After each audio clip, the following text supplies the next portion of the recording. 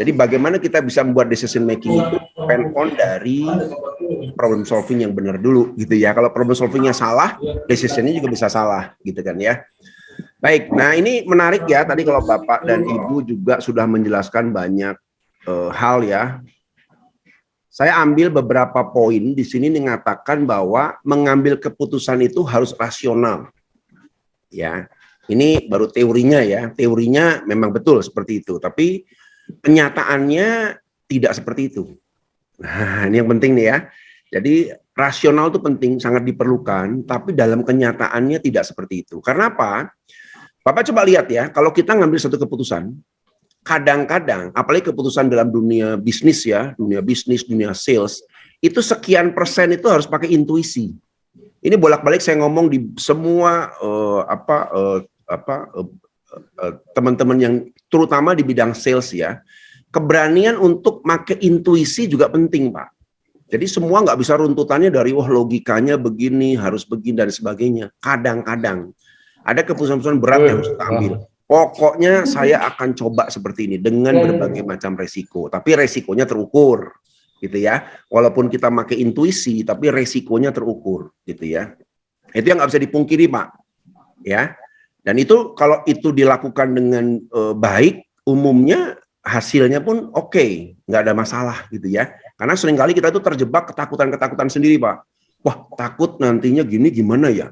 Kalau aku ngambil keputusan terus salah gimana ya? Kalau tokonya komplain gimana ya? Jadi akhirnya ketakutan-ketakutan itu membuat kita menjadi betul rasional, tapi serba takut, nggak berani jumping, nggak berani ngambil keputusan yang besar. Nah, kita akan belajar hari ini berapa persen sih kita harus berani ngambil keputusan yang berorientasi pada masa depan, sekalipun kita nggak pernah tahu hasilnya seperti apa, tapi kita bisa ukur resikonya, gitu ya. Jadi intuisi diperlukan, Pak. Bisnis juga sama. Kalau Bapak tanya saya gitu ya, apakah setiap keputusan saya selalu rasional? Kadang-kadang enggak, Pak. Kadang-kadang saya muncul itu, mohon maaf ya, selesai dari mandi pagi, selesai buang air gitu ya, iya ya. Kalau saya coba gini gimana ya? Kadang-kadang begitu, Pak. Atau lagi bengong gitu, aduh ini masalah kok berat banget ya. Lalu saya merenung, berpikir gimana ya caranya. Tiba-tiba muncul inspirasi. Lalu inspirasi begitu muncul, nanti biasanya intuisi itu seperti itu. Lalu kita coba analisa. Sebentar. Ini resikonya gimana? Wah, kok nggak kelihatan ya? Artinya ujungnya nggak kelihatan nih. Hasilnya akan oke atau nggak kelihatan. Tapi karena kita coba merenungkan gitu, lama-lama ya sudah saya coba deh. Ya. Dan saya ukur nanti konsekuensinya. Kalau begini, saya punya action plan yang kedua. Ya, worst case skenario yang kedua. Kalau begini, saya akan buat begini. Jadi sudah siap actionnya. Keputusan saya ambil, jebret, gitu kan ya. Bener tuh kejadian tuh. Wah ternyata, ini bermasalah nih. Tapi nggak apa-apa, saya udah punya action plan-nya. Itu kunci penting dalam pengambilan keputusan. Ya, jadi jangan terlalu dihantui oleh ketakutan, Pak. Gitu ya. Tapi kita harus mulai pakai intuisi juga, gitu kan. Nah ini yang nanti kita belajar bersama gitu ya. Baik, saya akan coba kita mundur sedikit sebelum masuk. Nah, ini kan ya. Nah, ini bicara tentang problem solving yang kemarin ya. Pertama, urutannya masalahnya dulu. Ya, clear nggak masalahnya? Ini masalah atau enggak ya? Gitu kan ya. Atau ini masalah jadi prioritas utama atau enggak? Kadang-kadang yang jadi masalah gitu, Pak. Kita menentukan masalah itu sulitnya apa? Kan setiap hari itu berjibun ya masalah ya, dari toko A, toko B, dari departemen A, belum dari B, belum dari C, dan lain sebagainya. Seringkali kita berusaha untuk menyelesaikan semua masalah. Ini yang jadi masalah sebenarnya. Nggak bisa, Pak. Masalah itu harus Bapak buat list dulu, lalu di ranking, mana yang kira-kira masalah Pareto, mana ya, kalau di sales kan tahu ya, masalah Pareto ini toko Pareto mana, sama, masalah pun harus diparetokan. Mana yang kira-kira kalau ini saya selesaikan, masalah-masalah yang lain juga otomatis selesai. Atau mana yang kalau saya selesaikan, dampaknya besar terhadap penyelesaian masalah saya, atau dampak terhadap target saya. Nah itu butuh keterampilan sendiri, Pak.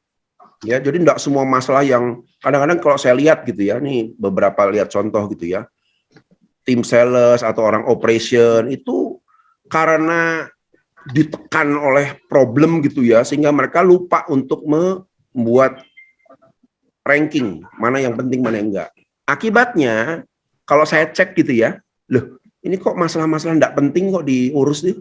Iya Pak, soalnya begini, soalnya harus cepet-cepet Pak, nanti dulu. Bukan soal cepet, ini penting atau enggak? Ini dampaknya besar atau enggak terhadap pencapaian target atau terhadap munculnya masalah. Kalau enggak, Bapak harus rela itu diturunkan ke level berikutnya, di ranking berikutnya, jangan dipaksakan. Nah ini juga pemahamannya harus dipahami oleh atasan kita Pak. Kadang-kadang atasan juga ngasih pekerjaan juga hal-hal nggak penting. Hati-hati nih, atasan ngasih hal nggak penting, kita meresponnya karena atasan yang ngasih loh, sudah saya selesaikan dulu. Tapi masalah yang besar malah berantakan. Masalah yang besar malah jadi membesar gitu ya. Nah ini di awal ini penting Pak, ya harus ngerti dulu gitu ya. Nah saya coba ya, saya mau coba praktek dulu sedikit ya ke Pak Sulbari, Makassar nih ya. Pagi Pak Sulbari. Pagi Pak. Pak, saat ini Bapak di bagian sales ya? Sales Pak. Ya. Saat ini Pak, sebutkan 3 masalah besar Bapak, 3 masalah terbesar yang sedang dihadapi hari-hari ini. Apa Pak?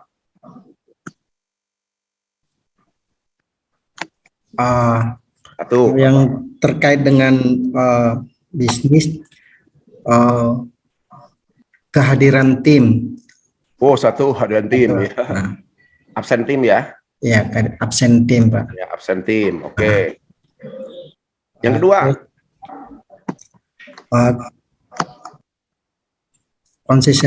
konsistensi tim eksekusi program di field. Oke, konsisten tim. Oke. 3. Yang berhubungan dengan AR Pak, tagihan. Oke. Coba kita latihan dulu ya, latihan Pak. Kalau menurut Pak Sulbahri, kalau diurutkan dari 3 ini aja, mana yang paling penting, mana yang Pareto? Dengan itu selesai, otomatis yang lainnya pun bisa tertangani. Mana kira-kira? Dari 3 ini.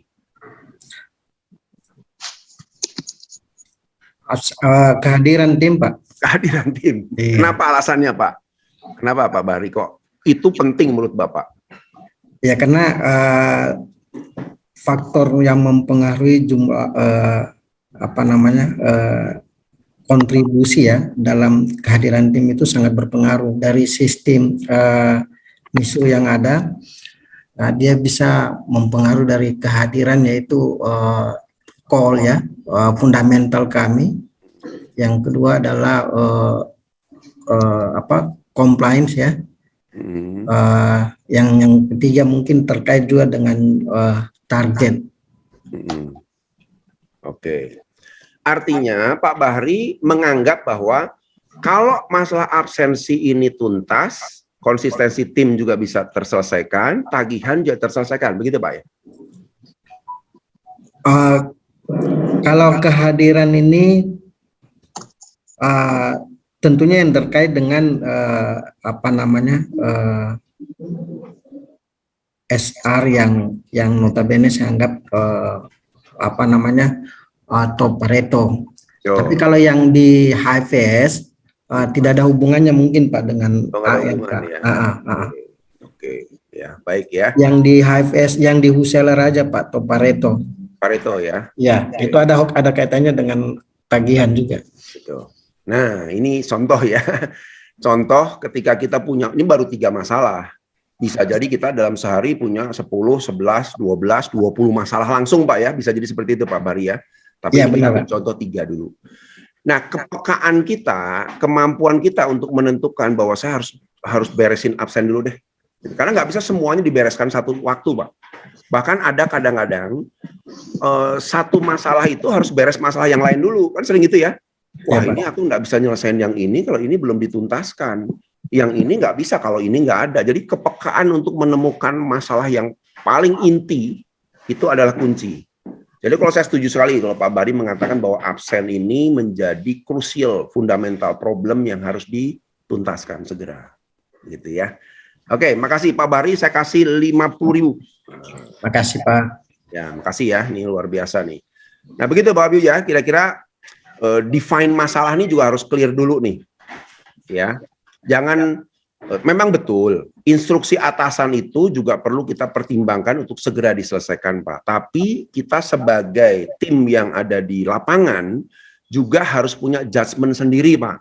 Nggak bisa mentang-mentang karena atasan kita selesaikan. Setelah kita selesaikan, masalah besar kita malah jadi problem. Sering begitu nggak Pak? Ya, tekanan dari atasan ini nomor 1. Ya, sering tuh Pak. Nah ini yang mesti. Sering Pak. Nah itu yang mesti. Fenomena baru kita Pak di Purwita Pak. Nah. Pak Budi. Kabar Pak Budi. Ini ujian. Pak Budi. Oke.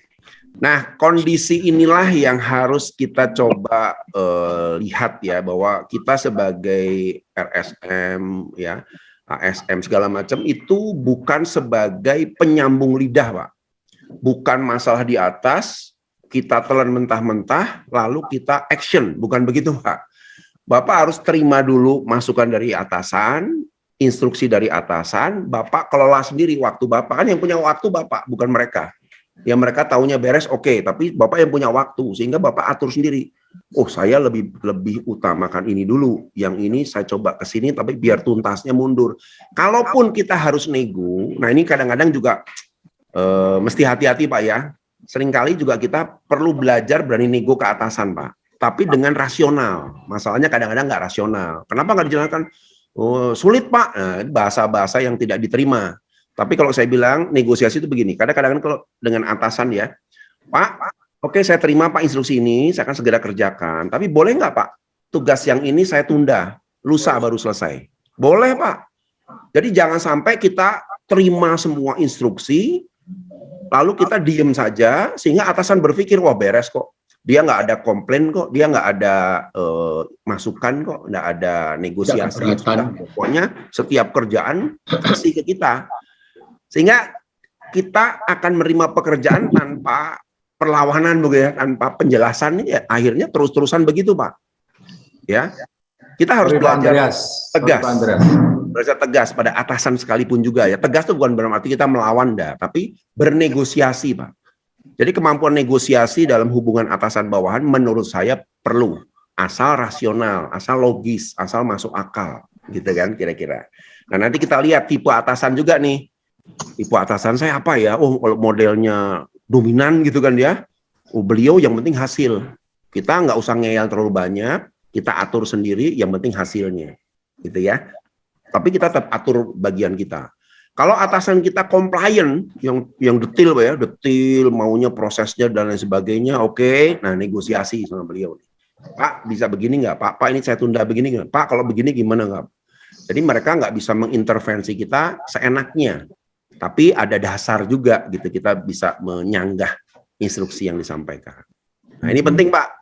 Kalau enggak Bapak babak belur, terus-terusan jadi, ya kalau saya sendiri ya, contoh lah ya, saya bersyukur karena saya punya posisi dari mulai level bawah sampai sekarang sebagai director gitu ya, jadi pernah tahu rasanya jadi staf yang nggak bisa apa-apa, ngerti Pak. Jadi, tapi kalau menurut saya, kadang-kadang stafnya sendiri nggak ngomong. Ketika dikasih instruksi, iya Pak, siap Pak. Oh, saya pikir kan siap. Saya pikir, udah beres nih. Tapi kalau anak buah saya memberi masukan, Pak, mohon maaf, boleh nggak kalau yang ini saya tunda? Pak, boleh nggak? Ini kapan Bapak perlu waktunya? Perlu cepat hari ini kah? Atau besok Pak? Kalau besok saya bisa segera kerjakan, yang ini selesai. Tapi kalau Bapak butuh cepat, saya harus tunda yang ini. Kira-kira gimana Pak? Saya jadi aware sebagai atasan. Oh, gitu toh. Ya sudah, ini yang besok aja deh. Boleh Pak. Malah itu kalau negosiasi kita lakukan, bawahan kita juga respect sama kita. Artinya nggak semua iya tapi terus nggak tuntas, tapi iya dengan reason. Ada pergeseran waktu dan lain sebagainya. Nah, itu kira-kira gambarannya. Itu yang pertama ya, mendefine masalah nih ya. Lalu yang kedua yang kita sudah pelajari kemarin itu juga kalau kita masih ingat ya, itu kan ada identifikasi masalah ya. Jadi identifikasi masalah ini bisa pakai yang Pareto tadi atau juga bisa pakai Nah ini Pareto tadi ya, mendefine masalah ya. Ini contoh. Sorry Pak Andreas, bisa tanya Pak Andreas? Ya silakan. Ini Pak, apa yang disampaikan Pak Andreas itu memang benar Pak. Jadi kita tidak selalu menelan mentah-mentah langsung atas perintah atasan kita. Kita sudah coba apa yang seperti yang disampaikan oleh Pak Andreas ya. Untuk berbicara secara logik, kita berikan dasar-dasar. Tetapi kalau atasan kita pakai ilmu RCTI gimana Pak? Pokoknya itu ya Pak? Ya. Itu kadang kita kan sudah closing Pak, kalau harus kena pokoknya itu Pak, ilmu RCTI kan, pokoknya oke itu kan. Betul. Itu Pak. Betul. Saya cukup paham Pak, saya cukup paham posisinya gitu ya, karena pembelajaran untuk berkomunikasi, berdiskusi itu juga harus jadi pembelajaran bukan di level Bapak aja, atasan Bapak juga harus ngerti bahwa kita sebagai yang bekerja di bawah juga punya sekian banyak pekerjaan yang harus dituntaskan, gitu ya. Itu satu. Ya memang beliau juga harus ngerti gitu loh, harus punya satu pemahaman. Yang kedua, nah ini yang kedua menarik Pak. Karena penjelasan kita tidak meyakinkan, seringkali ya kita pakai metode nge-push dulu Pak. Nah, kalau kita bisa menyelesaikan gitu kan ya, berarti berarti benar toh. Wah, berarti alasan tuh yang kemarin kadang-kadang ya kita juga merasa begitu seringkali. Kok bisa? Ya Pak, ternyata bisa ya. Oh, berarti bisa toh. Nah, kadang-kadang begitu Pak. Nah, umumnya ketika kita bisa menyelesaikan pekerjaan dari atasan, ya sudah, kita nggak ada laporan apa-apa. Sudah beres Pak. Nah, gitu ya. Nah, begitu kita ngomong beres, oh berarti bisa. Berarti bawahan tidak ada masalah tuh. Padahal kita babak belur kan. Nah, itu perlu ada waktu di mana kita menyampaikan, Pak, ini sudah selesai Pak, tapi kemarin saya buatnya begini dengan kondisi kendala seperti ini dan sebagainya. Jadi beliau juga minimal ada informasi disampaikan bahwa ya mungkin seperti nyindir gitu ya, bahwa iya Pak, saya udah selesaikan yang ini, tapi ada sedikit kendala sama yang ini, gitu kan ya. Jadi ada report feedback buat beliau juga untuk memikirkan lagi kalau dia harus maksa seperti itu. Itu yang kedua. Yang ketiga, memang berkaitan dengan atasan yang tidak mau susah Pak.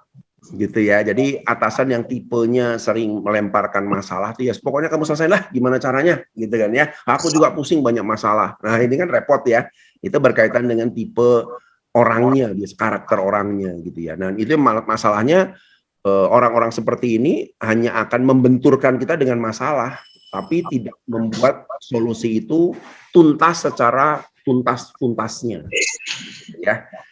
Jadi saya memang agak sulit menjawab bagaimana solusinya, memang ada kerumitan gitu ya. Tapi kalau saran saya Pak, walaupun kita punya atasan yang pokoknya, tetap kita harus belajar negosiasi sedini mungkin. Oke Pak, baik saya akan tetap selesaikan yang ini, tapi kalau saya boleh, saya negosiasi yang ini mengenai waktu Pak. Ya kalau boleh, kalau beliau bilang, oh ya nggak bisa, pokoknya semua selesai, oke siap Pak, ya sudah. Itu berarti ke karakter tadi ya, nomor 3 ya. Tapi kalau beliau mau nerima bahwa oh oke ya boleh deh ini saya ditunda aja, berarti masuk ke level yang kedua gitu kan ya.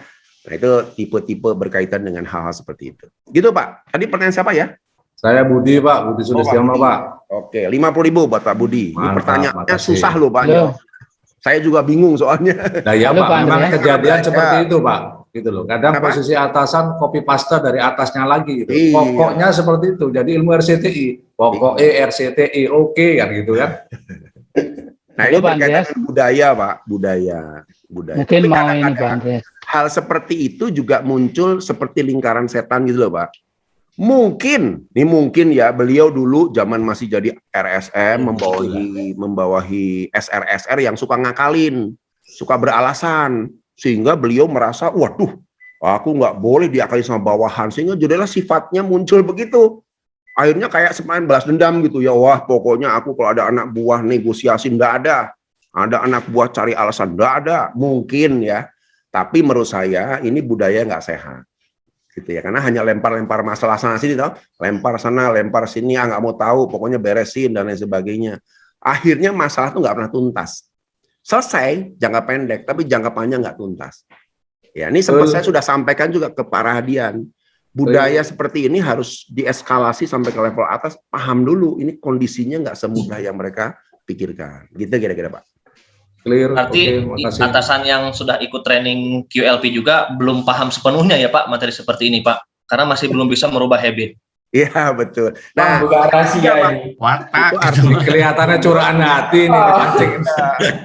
kalau karakter ketiga itu udah karaten gitu ya, udah nempel gitu ya. Ini agak repot ini, gitu. Tapi beberapa kalau saya lihat ya sudah mulai lebih luas lah, mulai lebih merespon gitu kan ya. Tapi beberapa saya lihat betul masih ya dengan gayanya begitu, gitu ya. Andreas mungkin bisa nambahkan Pak Andreas. Iya Pak. Mungkin atasan yang mungkin hanya seperti itu tuh mungkin dari kita ini kan banyak tim sales Pak ya. Mungkin bahasa kita lah, cobalah menjadi sales dulu supaya merasakan. Ya. Jadi berarti pada saat memberikan keputusan nanti lebih bijak dan rasional Pak, seperti itu Pak mungkin Pak. Setuju Pak Budi. 50.000 buat Pak Budi. Ya, memang yang benar itu begitu Pak. Yang benar orang dari bawah jadi merasakan gitu ya, mengalami setiap tahapan proses tuh dia bisa tahu gitu ya. Gitu. Ya repotnya kalau kita melihat atasan tuh langsung duduk di atasan itu Pak, repot jadi. Pokoknya ya udah ketemu pokoknya. Mantap Pak Tut. Gel. Nah, problemnya gini Pak, karena training ini kan untuk Bapak bukan atasan Bapak gitu ya. Jadi artinya saya sarankan gini, kalau Bapak nanti menduduki posisinya beliau, Amin. pernah ngulangi hal yang salah itu aja kan. Amin. Karena kalau Bapak sendiri nanti dendam gitu ya, wah aku dulu begitu kan, gitu, nggak beres-beres Pak, ini baru kita bolak-balik akan begitu terus seumur hidup. Harus ada semacam satu generasi dipotong dulu, dirubah mindsetnya. Oh saya nggak boleh nih, saya harus lebih paham bawahan saya, tapi juga saya bukan berarti orang yang lemah ya. Jangan bawahan ngomong apa kita percaya juga ya. Jadi harus ada judgement yang tepat. Kapan saya harus keras, nggak ada toleransi. Kapan saya harus belajar toleransi itu balancing.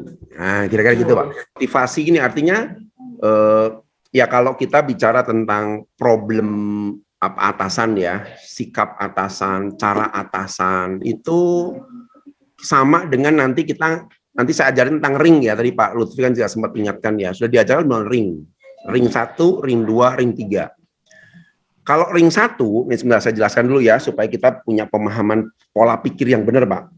Jadi kalau di sini ada disebut sebagai begini Pak ya, ada ring, begitu ya, ada ring yang lebih besar, ada yang lebih besar lagi ringnya Pak. Ring 1, ring 2, ring 3. Banyak dari kita gitu ya terjebak mikirkan ring 3 Pak. Wah atasan saya harusnya nggak boleh begitu, perusahaan harusnya nggak boleh begitu, seharusnya begini. Seharusnya yang kita pikirkan itu membuat kita stres Pak. Karena kalau sudah di ring 3, ini sudah bicara kebijakan. Ini ya. Ini sudah bicara tentang kebijakan. Sudah, jangan terlalu dipikirkan Pak. Ya, kalaupun kita sekedar berharap boleh, tapi jangan terus dipikirin, didebatkan, didiskusikan sama teman-teman. Ya sudah, kebijakan perusahaan mau apa? Satu ya. Yang kedua, kaitan tadi, karakter atasan. Juga kalau kita perdebatkan juga membuat stres sendiri Pak. Jadi mikirin, waduh aku nyesel punya atasan begini. Cuma hidupnya cuma berpikir ke hal yang nggak penting gitu ya. Itu di ring 3 Pak. Ya. Tapi kalau Pak Konsul tadi menarik tuh. Pak Konsul membawa selama ini pemikiran di ring 3 itu ke arah ring 2 dan ring 1. Nah ring 2 itu apa? Ring 2 ini adalah semua hal-hal yang bisa diselesaikan dengan komunikasi. Nah, kita komunikasikan ke bawahan. Daripada kita mikirin kebijakan-kebijakan yang sudah di luar batasan kemampuan kita, yuk pikirin kita gimana ya caranya. Ya. Gimana kita bisa selesaikan pekerjaan setumpuk begini tapi bisa tuntas. Nah, lebih baik kita berpikirnya begitu, Pak. Ini lebih positif. Ya. Dan yang ring 1 adalah segala sesuatu yang kita bisa selesaikan secara mandiri. Karena saya sebagai RSM, saya punya decision, saya sebagai kepala logistik atau kepala operation saya punya decision, ya saya putuskan segera. 11, 12, 1, 2, 3 ring ini tercampur baur seringkali Pak. Yang kita harusnya bisa karena ragu-ragu, akhirnya ya diskusi dulu deh. Wah, kita mesti tahu Pak, mana yang saya tuh punya skupnya. Makanya kalau saran saya, sejak pertama saya menduduki posisi itu tanya dulu, Pak, tugas saya apa, tanggung jawab saya apa, kewenangan saya apa. Karena yang bisa memastikan nanti decision itu adalah kewenangan saya sampai di mana. Kewenangan entah itu bicara tentang berapa budget yang boleh saya pakai, lalu apa yang boleh saya putuskan, harus clear dulu Pak. Karena kalau enggak, Bapak akan ragu-ragu terus, ini mana ya, ini gimana ya, ini boleh atau enggak ya. Nah, paling bahaya Pak, itu membuat kita jadi terhambat buat ngambil keputusan. Dari mana saya bisa dapat otoritas saya? Tanya atasan, Pak, sorry Pak ya, aku pengen nanya, saya ini punya otoritas di mana Pak? Batasannya, menurut Bapak. Ini boleh enggak, ini boleh enggak, ini boleh enggak, ini boleh enggak. Clear dulu Pak, karena kalau enggak kita ragu-ragu terus. Itu yang tadi ya, yang antara mandiri, yang tengah ring 1 dengan ring 2 gitu. Tapi yang ring 3, saran saya Pak, karena bukan area kita untuk berpikir ke situ, ya sebaiknya sudah lupakanlah. Nggak usah dibahas-bahas dan didiskusikan, buat sakit hati, buat kita stres, akhirnya nggak fokus kemana-mana dengan pekerjaan kita. Ini saran saya Pak ya. Yuk kita bahas yang 1 dan 2. Nah ring 2 ini kita perlu kemampuan komunikasi untuk menyelesaikan, ya, komunikasi antara sales dengan operation, operation dengan logistik, logistik dengan keuangan, sales dengan keuangan. Cuman itu solusinya. Walaupun, ya kan, yang kalau kemarin saya bilang kan, kalau sudah lintas departemen tidak mudah, tidak ada konflik, pasti ada konflik. Walaupun Bapak sudah ketemu menyelesaikan satu masalah, besok akan muncul masalah lagi. Karena apa? Karena masing-masing departemen itu punya yang namanya kepentingan.